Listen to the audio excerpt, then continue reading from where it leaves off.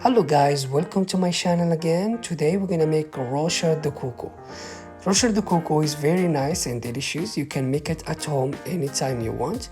It doesn't take a long time. This is all what we're gonna need. We have coconut and sugar and egg whites. Let's mix it up everything together.